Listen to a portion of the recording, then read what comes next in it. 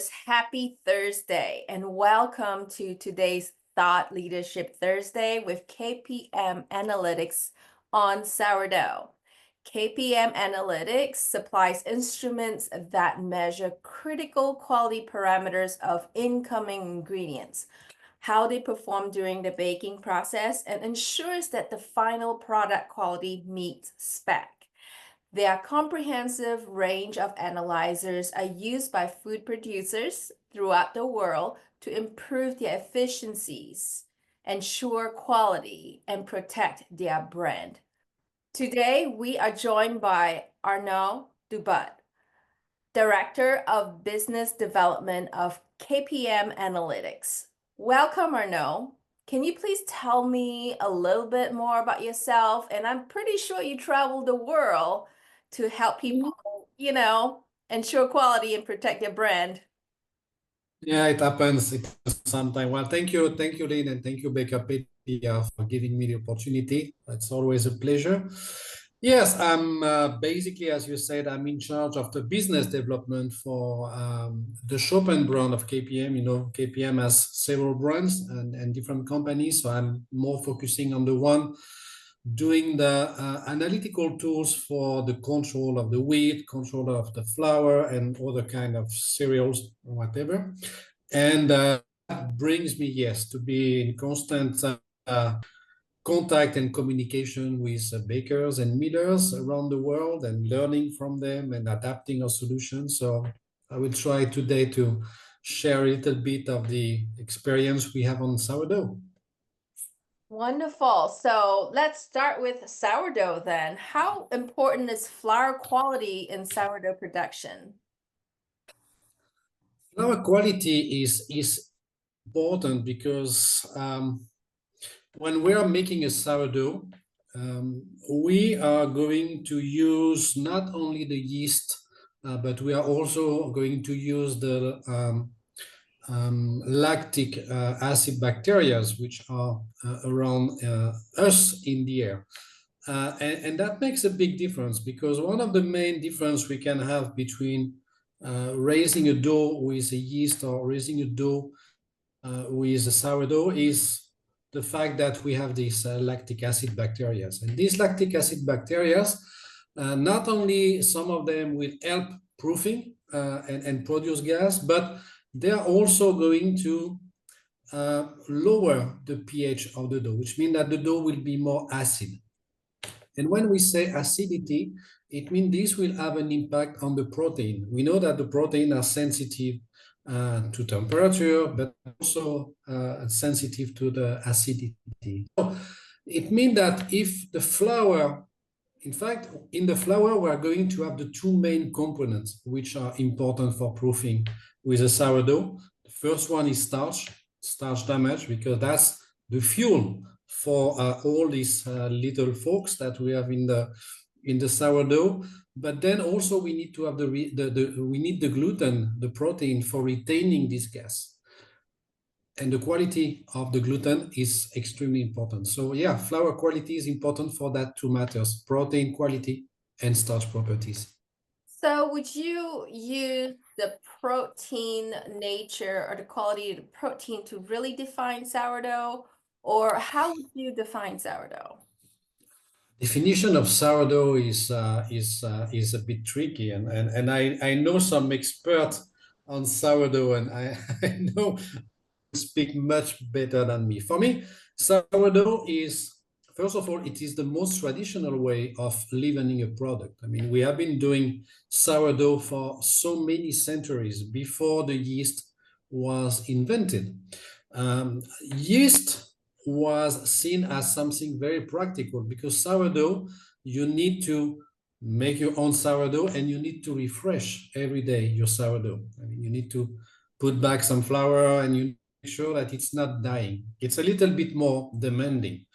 But in terms of results, I mean, we all know that the flavor, the appearance, the freshness of a product made with sourdough, the shelf life will be longer with sourdough for many, many reasons. So we can see a big trend now in raising sourdough, which is also getting out of a kind of sourdough made at home. There is still this trend. I can see more and more industry people asking me about sourdough and how to control the process because it is really eating strong in the market. So this being said, how do we define sourdough? Sourdough is defined by the bacteria we have in the sourdough. So sourdough from one area will be different from the sourdough of other areas. And there is, I think it's Puratos that they have a library of all the starters in the world, and when they are analyzing the bacteria in them, they can see some bacteria which are very typical from an area that you can find in other places of the world. And in fact, the sourdough has been following the bakers. The bakers have been bringing in other part of the year their own sourdough, and so they have been continuing. So it's a very interesting parameter, which is not only about technical, but also about hedonist way of looking at it. So with that definition, do you think sourdough would fall under a category of a pH, or the sourdough just only include bacteria raised dough, or does it include both bacteria and yeast doughs? It includes both things. I mean, we have yeast, wild yeast, which are there in the environment, and we have different type of yeast. Where when we are leavening with industrial yeast, is one strain of yeast which is well established and always Yeah, the same. So control the it. consistency, yeah, Right. the consistency is very strong. Now, yeah, the sourdough is always evolving. So of course, if we stay in the same area, the evolution will be slight, but depending on the temperature, depending on a lot of things which are happening in the environment, the bacteria and the flora, yes, the yeast we have inside, it might be a little bit different, which is interesting because it will impact the property of the sourdough, but it will also impact the taste. So it's Absolutely. very complex. So with all that variability in there, and it feels like it's so hard to control on the production floor. So what tools can bakers use to obtain the right flour quality, at least, look at the right flour quality for the sourdough? Okay, for as I said, and that's a very good question because as we see the sourdough getting out of more traditional ways of doing it, more artisanal way of doing it, and getting more to the industry, where we can cope with some variation and do the job. When you are starting doing it on production line, I mean, you know that better than me. You have things which are much more consistent. So we are really starting now. It's really a trend now, looking about the quality of the flour. So at this time, there is no let's say reference or golden way of doing the flour. But as I said before, flour is going to bring you two essential things for the sourdough. The first one is starch. Most of the time when we speak about protein, we speak about starch. For sourdough, it's very important because starch will be the fuel for the yeast, for the bacteria. So you need to have starch. You need to have a certain amount of amylasic activity. The amylase, they are degrading the starch and they are producing the sugar that the yeast is going to process. So if you don't have the right balance in that, then eventually your sourdough is not going to work like that. And the other thing is about the protein content, because the gas you are going to produce, you need to retain it. If you do not have enough capacity of retention, then either the dough will collapse during the proofing or it can collapse during the baking, but something bad will happen. So maybe let me share you, I can share you a curve I have been preparing here. Here you can see that's a strange curve. It looks like an S curve. So we are using for this test, we are using a tool which is called the Mixolab. So the Mixolab is not new anymore. It has more than 20 years on the market now. And it is a kind of typical kind of curve we would like to use for the sourdough process. Why we like this curve. We like this curve because the first part of the curve we are seeing here, all this part here, is all about protein. So what it's telling us the stability here of the dough is telling us that we have a protein network which is maintaining well, which is strong enough. If we have something collapsing, we need to think that the sourdough is going to put acidification, which is also going to change the behavior of the protein. So if the protein is already too weak, we don't want to take the risk. So we need to have something which is strong enough, not too strong, because if it's too strong, maybe it will not develop as we expect. So all of this is giving us this information, which is after taking here in the spider web. And here on this part, this is where we are going to look at the starch property. So here, the higher we are going, and the most viscous is the product. This is important because this will be impacting the crumb of the product between other, but the crumb, the crispiness will depend on the starch properties. And I will just discuss on this part here. This part is where we are looking the amylasic activity, so that the enzyme possibility to degrade the starch. In this flour is very reduced. So we are not going to produce a lot of sugar on this one. If we had a bigger drop here, it should be more production. That could be something we are looking at. And last but not least, this part here, we are cooling down the dough here, and we can see an increase. And this is also related with the shelf life of the product. If it's getting too high, it means that the shelf life will be reduced. So when we are working with sourdough, we are going to see all these parameters changing, but we need to have a standard basis. Okay. So that's how we are using these tools. So we're talking about the beginning of the beginning of the mix, and then the baking, and then the cooling. Is that correct? Exactly. Okay. Exactly. You have the three phases here. You have the mixing here, you have the baking here, and you have the cooling here. Okay, that's great. And can I ask if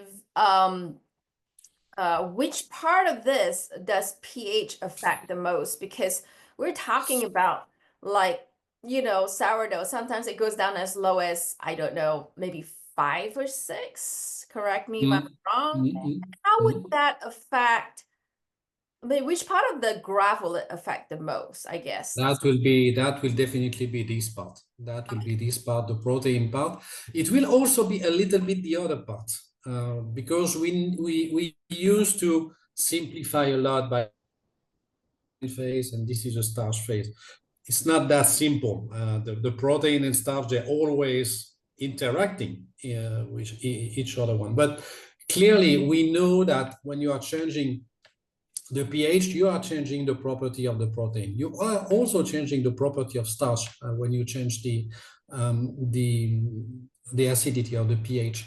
So basically, the strategy we are using with some users, we define clearly what is a little bit the golden standard for them for making their production.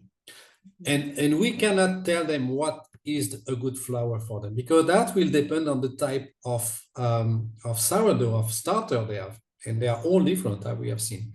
And that also depends on the type of product they are doing. If you're doing a pan bread, or if you're doing other type of product, it will require different flour. So the way we are doing it, we are testing different type of flour, and we end up by telling them, okay, this is the flour you can have for starting working with sourdough. And then after, we can also analyze directly the sourdough and put it into the machine. But at this time, I cannot be sharing data with you because it's still something we are working confidentially. So we all know that pH is a huge factor with sourdough, and the longer you ferment, the lower the pH is. And that definitely has an effect on the proofing, right? Either with the lactic acid bacteria or the yeast. So the proofing stage is really important for the production of quality sourdough. How can your Rio F4 help with that? I'm glad you asked the question because the Rio F4 is definitely one of my favorite tools. And what is the Rio? And the Rio is a machine where you're going to place the dough in a basket that we are closing hermetically, and there is a little system inside which is going to measure how much gas we are producing and how much gas we are retaining, and what is the impact on the dough development. And the principle is so simple that sometimes you say, hey, of course, if you want to rise a product, you need to have two things. You need to have a gas production, because if you don't produce gas, you are not going to live on anything. And you need to have gas retention, because if you are not retaining the gas, you can be producing whatever you want. Nothing is kept in the dough. And that's interesting because you can have a bad volume, sometimes because of a bad production, sometimes because you have a bad retention, sometimes because you have both things which are bad. So it's all the idea Out of of the luck. Rio trying and no luck or bad flour selection. So Bad it's flour, all bad fermentation. I'm too bad. And that's the thing with it's sourdough. It's so hard to control, right? exactly. So that's where we are using the Rio. So the same thing. I'm going to share a curve with you. Okay, so here we have a graph of the Rio F4, and here we are going to see different things. So if you can see my mouse, on the curve here, I'm showing you the gas release here, and this curve, the upper curve, is showing us the gas production. But the good thing is that it's not only telling you a full number. It's not telling you, okay, you have been producing X milliliter of carbon dioxide. You can see the dynamic. This is the time, 1 hour, 2 hours, 3 hours, that depends on your proofing. And here we can see, okay, at the beginning, we are increasing. Why? Because we have yeast and all bacteria, whatever, and they can be proofing and proofing and proofing. And here we can see it's slowing down, and here it's getting down. What does that mean? It means there is no more fuel. The production is stopping. Why? Maybe because we don't have enough amylase for producing the gas. Maybe we don't have enough starch damage, and so we have hard time getting the sugar. So this is clearly something, if we want to correct here, for instance, we could be correcting on the flour properties. Something is lacking here. And the second part, the second curve we have here, we have a second one here lower. The difference between the two curves here is indicating the amount of gas we have been losing. Because at a certain time, the gas is becoming porous. That's something we cannot avoid it. It's logical. The thing is that we need to have a little bit porosity. We don't want to have too much porosity, because if we have too much porosity, it means we are going to produce gas, but we are not going to retain gas. We need to have a good balance between the two. So the result of these two curves is the dough development. So imagine you have the dough and you can see the dough developing. That's this curve. And you see here it's rising well. Here it's stopping. Why? Because that's when we are starting losing gas. So it's like, oh, there is something happening. But this dough is a good one, because then after it starts rising again. Because you can lose gas, but you are still keeping more than you lose. So you're still rising. But some doughs, and particularly when we are working with sourdough, you are discussing about the impact of the pH. The pH will change a lot the protein property. So not only it will have an impact on the gluten property to retain gas, but remember, amylase is a protein. So if we change the pH, the activity of this enzyme will also be impacted. And depending on the level of pH we are, maybe we are going to see more or less action, which means we are going to have a production of gas which will be more or less stronger. So that's a wonderful piece of equipment, because you can really use it on real dough. I mean, you're not faking the dough. You're taking the dough from your production and you put it into the machine and you look what happened. If you're doing baking test, you can do the baking test and take one of the patty and look what's happening. This is really indicating you what is happening on the proofing chamber, which is sometimes a little bit of a mystery what is happening inside. This You is know, that's a really telling good you. point there because a lot of bakers uses their skill on solving the mystery, right? They don't exactly know when to bake the product other than poke and prod kind of method. And with this particular graph, you can actually, collect data enough for maybe 5, 6 doughs and then determine, okay, I'm about to get to the end of my proofing performance on this curve. I need to I need to bake right now. Because Exactly. I've also seen a lot of bakers go to the point of overproofing the dough before they put it into the oven for the oven spring, right? I mean, that's not really ideal, but that's what happens when you use mystery to solve, how long should I prove it for? So thank you for sharing this curve. This explains a lot of, the mystery behind proofing. So, with these tools that you have shown us, can they be used to help extend the shelf life of the baked goods? They definitely do. I mean, the shelf life will be depending on various things. It will depend on the water we are putting in the dough. It will depend on the proofing properties. It will depend on the volume. And it will depend on the starch properties to set back or not set back. And if you look about the information I have been sharing with you, the Mixer Lab is telling you a lot about starch properties and particularly how starch is reacting when it cools down. So that's one of the things impacting the shelf life.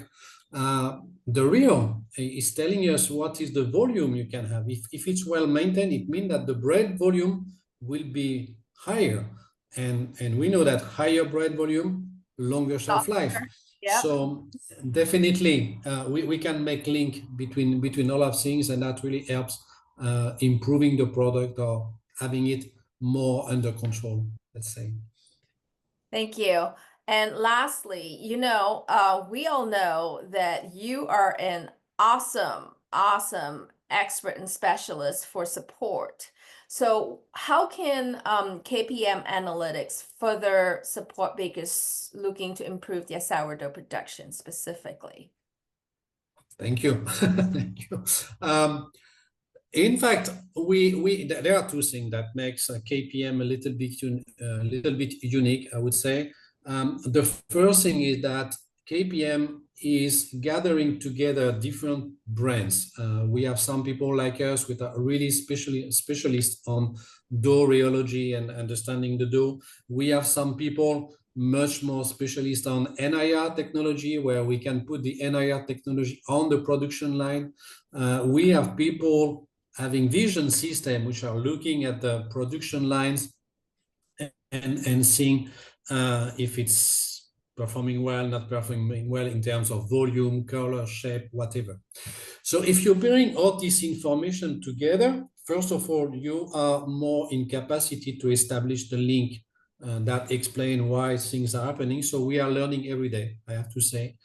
And the second thing is that if there is one thing we have been learning, is that we cannot know what is good for a baker before working with the baker, because everyone is a bit different. So we are not able to tell someone from scratch, you are doing this type of product with this process, this is what you need. But discussing with them and about what are their challenges and the pain point, we can say, okay, this we can work on this part of the process, of this part of the flour quality, and that really helps about determining what is the best tool for helping them. So I think we really now we are not selling equipment. We are really trying to sell solution, working with the bakers and adapting the solution to every baker's need. So yeah, it's quite entertaining. Yeah, it is. Well, that's all for today, and that's all for the questions I have for you, Arnaud. So I Thank you. really thank you for coming on to today's Thought Leadership Thursday. And I want to thank KPM Analytics, and I want to give a quick shout out to KPM Analytics. They have this amazing equipment that you could really staff your quality lab with, and give them an email. Ask for support. Ask about flour quality, because KPM analytics can really help improve your sourdough productions. Again, if you have any questions, reach out to KPM Analytics today. Thank you, Arnaud. Thank you, Lynn. See you. Bye-bye.